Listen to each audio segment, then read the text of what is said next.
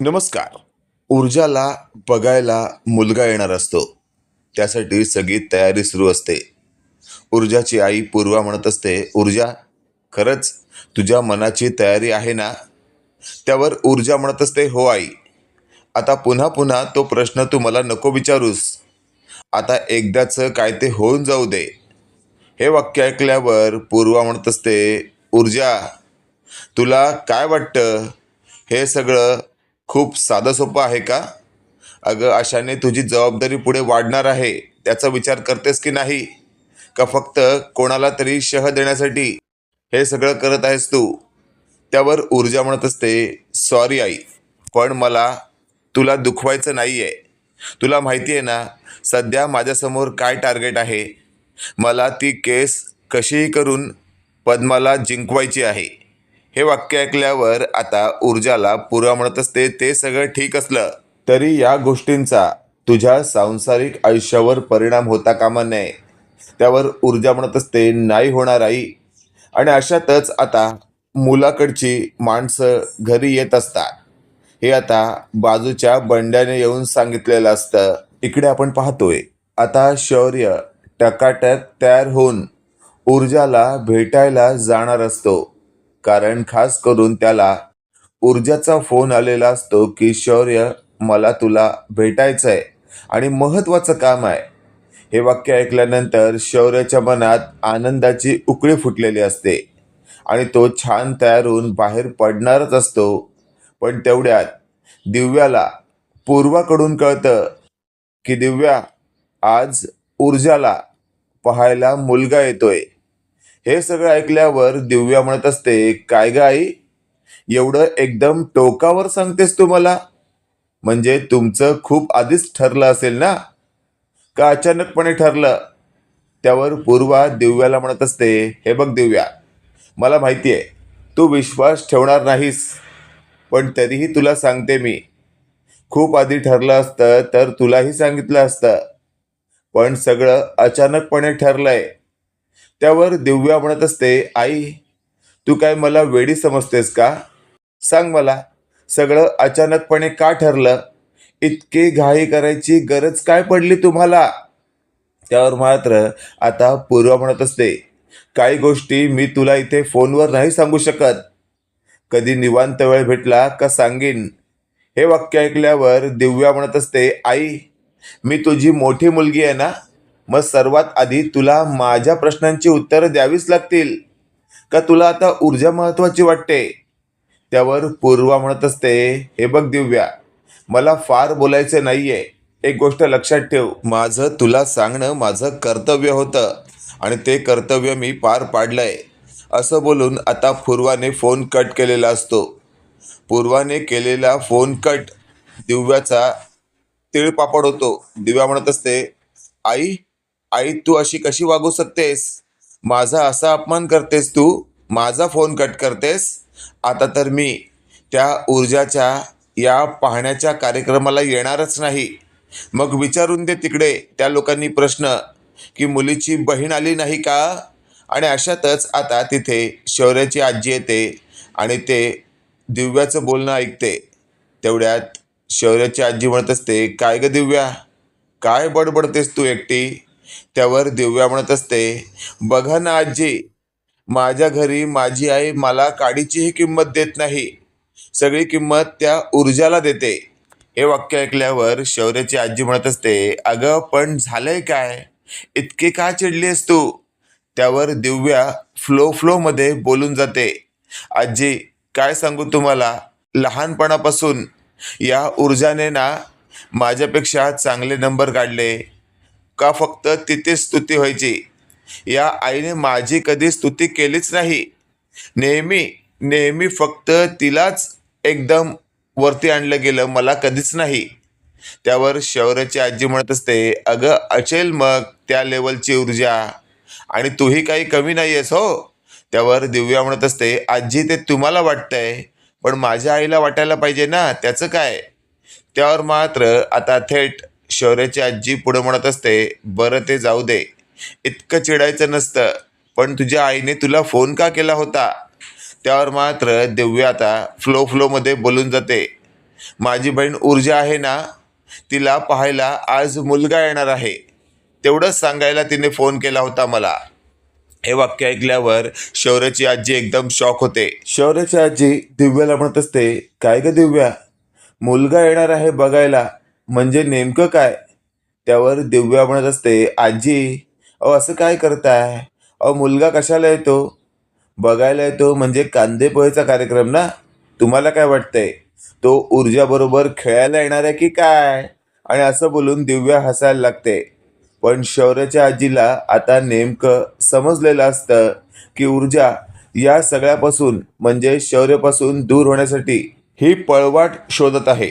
आणि अशातच आपण पाहतोय इकडे शौर्य हा त्याच्या बेडरूममध्ये टकाटक तयार होत असतो आणि तेवढ्यात शौर्याची आजी शौर्याच्या बेडरूममध्ये आलेली असते.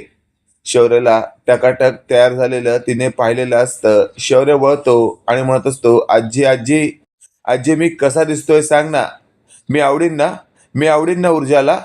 त्यावर शौर्याची आजी म्हणत असते, शौर्य शौर्य शांत हो, मी काय सांगते ते नीट ऐक.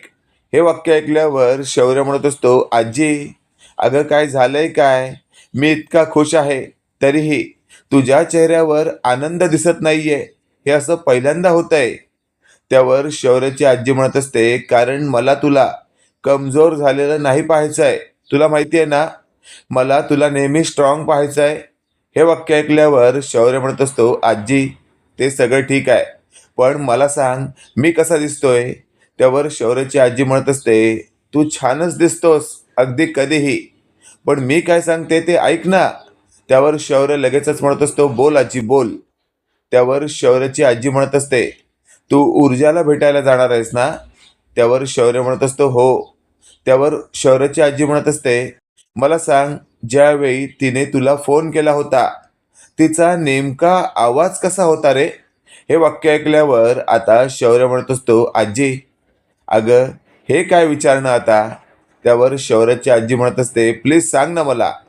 त्यावर शौर्य आठवण्याचा प्रयत्न करत असतो आणि तो लगेचच बोलतो, आजी खरं सांगू का, एक तर तिचा फोन आला, ते पाहूनच मी खूप आनंदून गेलो आणि त्यानंतर तिचा कानावर आवाज ऐकला, मी तर एकदम मंत्रमुग्ध झालो. त्यानंतर ज्यावेळी ती मला म्हणाली की शौर्य मला तुला भेटायचंय, आजी काय सांगू तुला, मी तर एकदम 7व्या आसमानावर गेलो. मला असं वाटलं या जगात माझ्यापेक्षा लकी आणि माझ्यापेक्षा एकदम टकाटक कोणीच नाही. हे वाक्य ऐकल्यावर शौर्याची आजी म्हणत असते, शौर्य बाळा ते सगळं ठीक आहे, पण मी तुला काय विचारलंय, त्यावेळेला तिचा आवाज कसा होता? हे वाक्य ऐकल्यावर शौर्य म्हणत असतो, आजी आजी प्लीज, ते नाही सांगू शकत तुला मी. मी आता खूप आनंदात आहे आणि मला असं झालंय कधी तिला एकदा जाऊन भेटतोय मी. त्यावर लगेचच आता शौर्याची आजी म्हणत असते, मी काय सांगते नीट ऐक. आज ऊर्जा तुला एका वेगळ्याच कारणासाठी बोलवते असं मला वाटतंय. त्यावर शौर्य म्हणत असतो, आजी काय काय कारण असू शकतं वेगळं? त्यावर शौर्याची आजी म्हणत असते, कारण आज तिला बघायला मुलाकडची येणार आहेत. हे वाक्य ऐकल्यावर आता शौर्य म्हणत असतो, आजी काय बोलतेस तू हे? अगं जर असं काही असतं तर तिने मला समोरून फोन करून बोलावलं असतं का भेटायला? हा तरी विचार आण ना मनात तुझ्या. त्यावर शौर्याची आजी म्हणत असते, हा विचार मी मनात आणू त्यापेक्षा तू मनात आण ना. तिने नक्की तुला का बोलवलंय? कदाचित तुला तिला शेवटचं भेटायचं असेल तर. हे वाक्य ऐकल्यावर शौर्य आता धाडकन खाली बसतो आणि लगेचच आता शौर्याची आजी म्हणत असते, शौर्य ही वेळ कमजोर होण्याची नाहीये तर स्ट्रॉंग होण्याची आहे. हे वाक्य ऐकल्यावर शौर्य म्हणत असतो, आजी पण काय काय करायचं असेल तिला आज माझ्याबरोबर? त्यावर शौर्याची आजी म्हणत असते, आठव असं काय आहे का जे तिला तुला परत करायचं आहे? त्यावर मात्र आता अचानकपणे शौर्याला आठवतं की आपण ऊर्जाची गाडी रिपेअर करून दिली होती आणि तेच कदाचित 20 ते 15 हजार रुपये ती मला परत करणार असेल, कारण ती खूप स्वाभिमानी आहे ना. आणि अशातच आता शौर्याची आजी म्हणत असते, बोल बोल काय आठवलं का तुला? त्यावर शौर्य म्हणत असतो, हो आजी, ही ऊर्जा आहे ना खूपच स्वाभिमानी आहे, ती कोणाचाच हिशोब बाकी ठेवत नाही. असंच तिला करायचं असेल, तिला ते 15-20 हजार रुपये जे तिच्या गाडी रिपेअरसाठी मी दिले होते तेच तिला मला परत करायचे असतील. हे वाक्य ऐकल्यावर शौर्याची आजी म्हणत असते, बघ, मला सुद्धा हीच शंका आहे, पण लक्षात ठेव, आज तुला तिथे जाऊन हिरोगिरी करायची आहे. तिथे जाऊन स्पष्टपणे तुझं मत मांडायचं आहे की तू ऊर्जावर अगदी जीवापाड प्रेम करतोस आणि त्यानंतर तिथली सिच्युएशन अशी झाली पाहिजे की ऊर्जाने तुला परत होकार दिला पाहिजे. हे वाक्य ऐकल्यावर शौर्य म्हणत असतो, आजी, हे सगळं तर एकतर नाटकात किंवा सिनेमात ठीक वाटतं. त्यावर शौर्याची आजी म्हणत असते, मी तुला अगदीच सिनेमासारखं कर असं म्हणत नाहीये, पण तू तुझं मत तरी मांडू शकतोस ना. तू न्याय मागू शकतोस की एकेकाळी ऊर्जा तू माझ्यावर प्रेम करत होतीस, फक्त मी हर्षवर्धनचा मुलगा आहे म्हणून तू मला जर नाकारणार असशील तर हे योग्य नाहीये. कारण मी हर्षवर्धनचा मुलगा असलो तरी मी त्याच्यासारखा वागत नाहीये, त्याच्यासारखे गुण माझ्यात नाहीयेत, त्यामुळे तू मला अशी लाथाडू नको. हे सगळं ऐकल्यावर मात्र आता थेट आजी म्हणत असते, अगदी बरोबर बोलतोयस तू, जा आत्ताच्या आत्ता कामाला लाग आणि अजिबातच कुठे खचून जाऊ नकोस. एक गोष्ट लक्षात ठेव, ही आजी कायम तुझ्या पाठीशी आहे. आणि त्यानंतर शौर्य म्हणत असतो, हो आजी, आणि लगेचच शौर्य तिथून बाहेर पडलेला असतो. इकडे आपण पाहतोय आता ऊर्जा शौर्यला जे पैसे परत करणार असते ते ती पुन्हा मोजू लागते. तेवढ्यात पूर्वा म्हणत असते, ऊर्जा, काय चाललंय काय तुझं? मगाचपासून 3दा या पैशांना मोजलेस तू. अगं, मला सांग, सारखं सारखं पैसे मोजण्याची ही नेमकी काय टेक्निक आहे तुझी? त्यावर ऊर्जा म्हणत असते, आई, कधी एकदा शौर्याचे पैसे शौर्याच्या हातात टेकवते ना, असं झालंय मला. ऊर्जाचं हे बोलणं ऐकल्यावर पूर्वा म्हणत असते, ऊर्जा, मला कळत नाहीये, तुला नेमकं आज शौर्याला इथे बोलवायची काय गरज होती? आज मुलाकडची मंडळी बाजूलाच आली आहेत आणि त्यांच्यासमोर मला कोणताच तमाशा नको आहे. त्यावर मात्र ऊर्जा म्हणत असते, आई, नको काळजी करूस तू, कोणताही तमाशा होणार नाही. मला फक्त शौर्याला सांगायचं आहे की तू जी माझ्यावर मेहरबानी केली होतीस ना, ती मेहरबानी मी सुद्धा तुझ्यावर कधी काळी करीन आणि हे पैसे तुझे घेऊन जा. त्यावर पूर्वा म्हणत असते, ऊर्जा, त्याला हेही सांग की यापुढे तुझा आणि त्याचा काहीच संबंध नसणार आहे. त्यावर ऊर्जा थोडी गंभीर होत म्हणत असते, आई, अगदी असंच सांगणार आहे मी. हे वाक्य ऐकल्यावर मात्र आता पूर्वाला कळून चुकलेलं असतं की ऊर्जा आता 100% मूव्ह ऑन होण्याच्या मार्गावर आहे. आणि अशातच आता थेट चाळीमध्ये असलेल्या त्या मंगेशला कळतं की ऊर्जाला बघायला मुलाकडचे येत आहेत. आता मात्र मंगेशच्या मनात धाकधूक वाढलेली असते आणि मंगेश स्वतःशी बोलत असतो, ऊर्जा, माझं तर तुझ्यावर खूप प्रेम आहे आणि तुला बघायला जर मुलाकडची मंडळी येणार असतील तर मी तर आता या मंडळींना थांबवायलाच हवं. कारण शेवटी मला तुझ्याशी लग्न करायचं आहे. आणि अशातच आपण पाहतोय हा मंगेश आता ऊर्जाच्या घरात अचानकपणे शिरतो. तेवढ्यात पूर्वा म्हणत असते, काय रे मंगेश, काय झालंय काय? असा एकदम आत का शिरलास तू? काय हवंय का तुला? त्यावर मात्र मंगेश आता बोलायला जाणार, पण तेवढ्यात तो गडबडलेला असतो की नेमकं काय आणि कसं बोलू. त्यावर लगेचच आपण पाहतोय पूर्वा म्हणत असते, मंगेश, अरे काय विचारते मी, काय हवंय का तुला? त्यावर मात्र आता मंगेशचं लक्ष थेट ऊर्जाकडे जातं आणि तो तिच्याकडे एकटक पाहत असतो.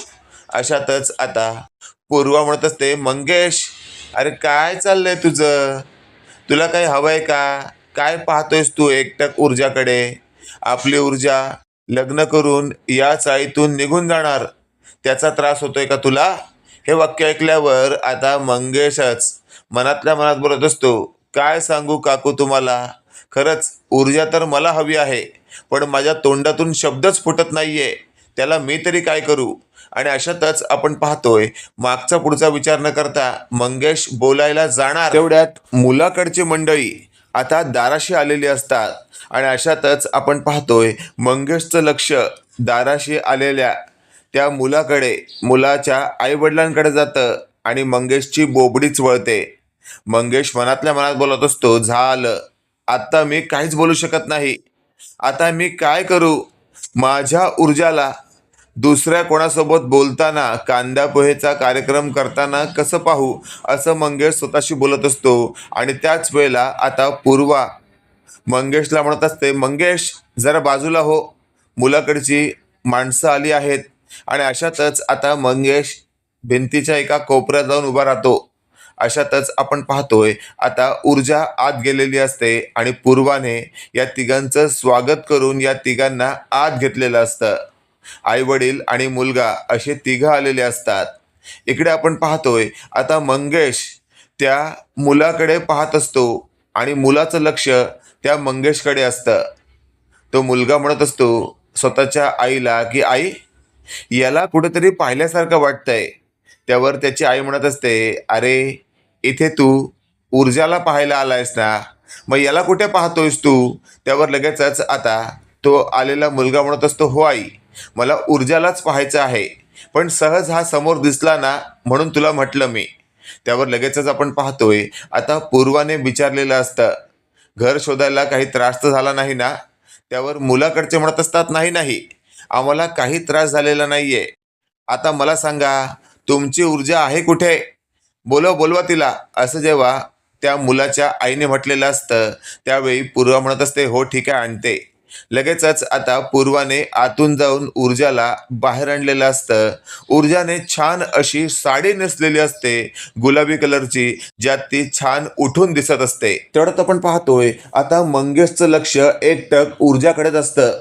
मंगेश मनातल्या मनात बोलत असतो, या मुलाच्या जागी आता मी हवा होतो. हा मुलगा नेमका कुठून आला?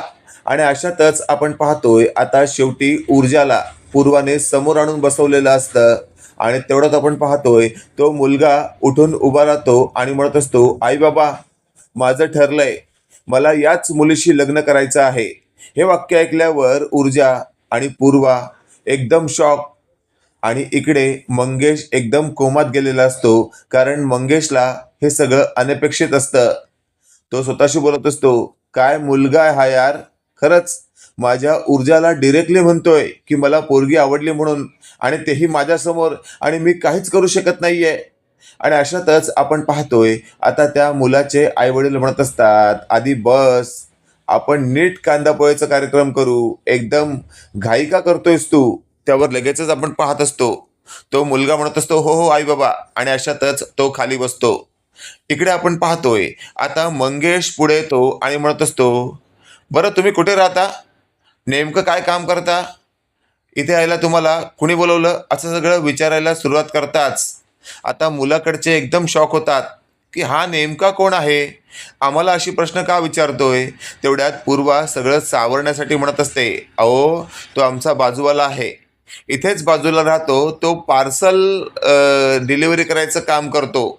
हे वाक्य ऐकल्यावर आता ऊर्जाला पाहायला आलेला मुलगा म्हणत असतो, आई, मी तुला म्हटलं होतं ना, याला कुठेतरी पाहिलंय, हा आपल्या घरी सुद्धा आला होता एकदा पार्सल डिलिव्हरी करायला. काय रे, तू डिलिव्हरी बॉय आहेस ना? हे वाक्य ऐकल्यावर मात्र आता त्या मंगेशचा चांगलाच अपमान झालेला असतो आणि तो स्वतःशी बोलत असतो, डिलिव्हरी बॉय असलं म्हणून काय झालं, स्वतःच्या मर्जीचा मालक आहे मी.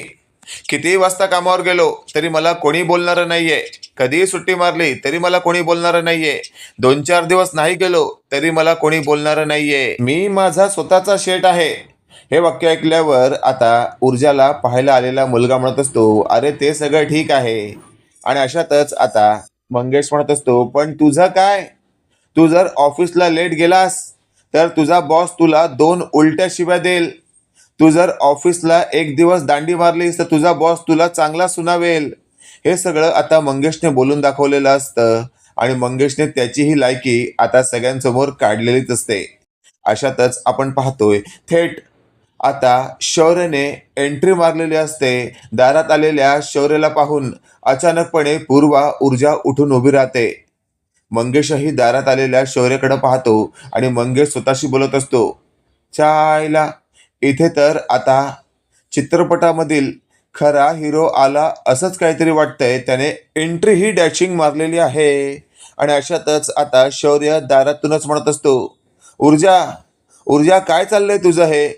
आता शौर्याचा वाढलेला आवाज ऊर्जाच्या लक्षात आलेला असतो आणि अशातच आता ऊर्जा म्हणत असते, शौर्य तिथेच थांब, मी आले. असं म्हणून ऊर्जा आता शौर्याला घेऊन बाहेर बाजूला जाते. तेवढ्यात आपण पाहतोय मुलाकडची आता पूर्वाला विचारत असतात, कोण हा शौर्य आणि हा असा कसा आला अचानकपणे? त्यावर पूर्वा मुलाकडच्या मंडळीची समजूत काढण्याचा प्रयत्न करत असते. अशातच आता ऊर्जा आणि शौर्य कोपऱ्यात असतात.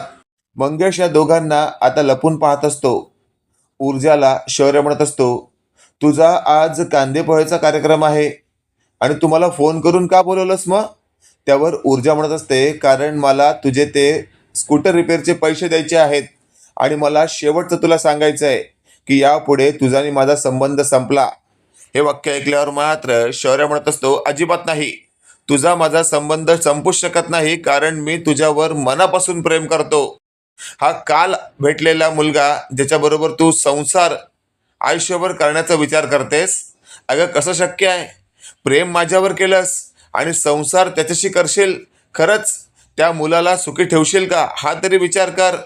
त्यावर ऊर्जा म्हणत असते, तो विचार मला करायचा नाहीये. हे वाक्य ऐकल्यावर मात्र आता मागून थेट मंगेश सगळं काही पाहत असतो आणि मंगेश स्वतःशी बोलत असतो, म्हणजे माझी डाळ गळणार नाहीये तर इथे हा शौर्य एंड टायमाला येऊन टपकतोच. आणि लगेचच आता शौर्य म्हणत असतो, ऊर्जा आत्ताच्या आत्ता आज चल. मुलाकडच्या मंडळींना सांग की तुला हे लग्न करायचं नाहीये, कारण तुझं माझ्यावर प्रेम आहे आणि माझं तुझ्यावर प्रेम आहे. हे वाक्य ऐकल्यावर ऊर्जा म्हणत असते, शौर्य प्लीज असा वागू नकोस तू. पण काही केल्या आता शौर्य ऐकायलाच तयार नसतो आणि शौर्य थेट आता ऊर्जाच्या घरात शिरतो आणि तो जो मुलगा बसलेला असतो त्या मुलाकडे जातो आणि त्याचा हात धरतो आणि म्हणत असतो, प्लीज प्लीज मित्रा, मी काय सांगतो ते नीट ऐक. त्यावर मात्र आता तो मुलगा म्हणत असतो, अहो आधी हात सोडाव. हात का पकडला तुम्ही माझा? आणि कोण आहात कोण तुम्ही? आमचा छान कांदे पोहेचा कार्यक्रम चालला होता, तुम्हाला नंतर येता आलं नसतं का हो? त्यावर शौर्य म्हणत असतो, नंतर आलो असतो ना तर खूप उशीर झाला असता. तसाही खूप उशीर झालाय मला यायला, पण अजूनही काही बिघडलेलं नाहीये. मी तुमच्या पुढे हात जोडतो, तुम्ही आता इथून निघा. तुम्हाला इथे थांबण्यात आता काहीच फायदा नाहीये, कारण आता मी आलोय. हे वाक्य ऐकल्यावर पूर्वा म्हणत असते, शौर्य एक गोष्ट लक्षात ठेव, एक तर तुला न बोलवता इकडे आलायस तू. त्यावर शौर्य म्हणत असतो, नाही काकू, न बोलवता नाही, मला ऊर्जाने बोलवलंय.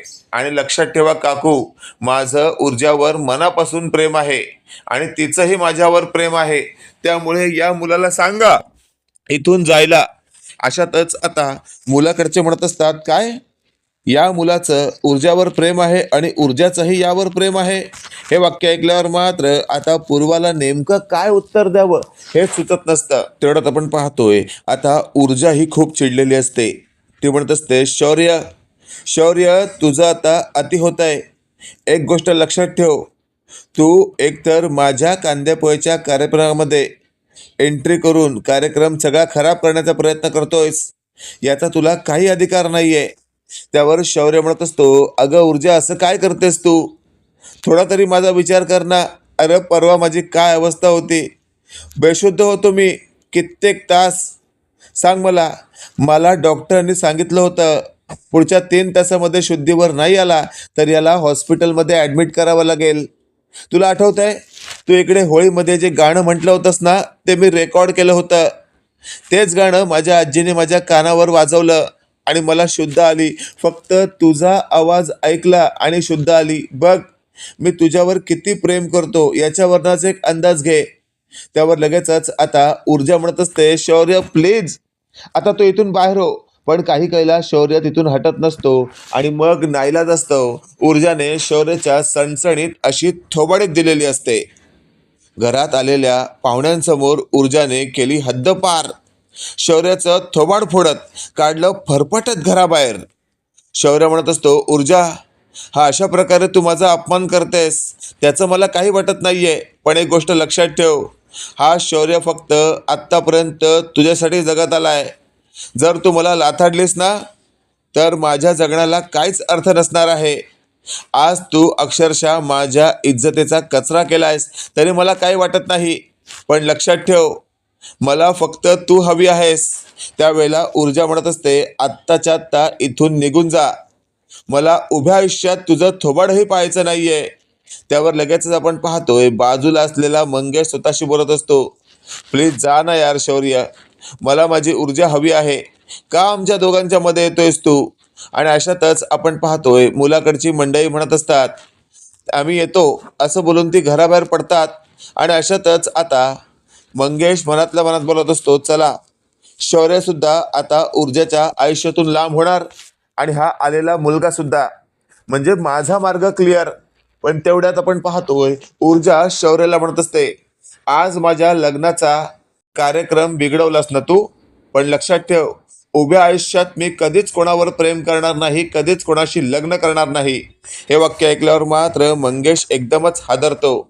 आणि अशातच आता शौर्य घराबाहेर उभं राहून म्हणत असतो, ए ऊर्जा, एक गोष्ट लक्षात ठेव, आज मला तू धक्के मारून बाहेर काढलेस ना, पण मी तुझ्याशिवाय नाही राहू शकत.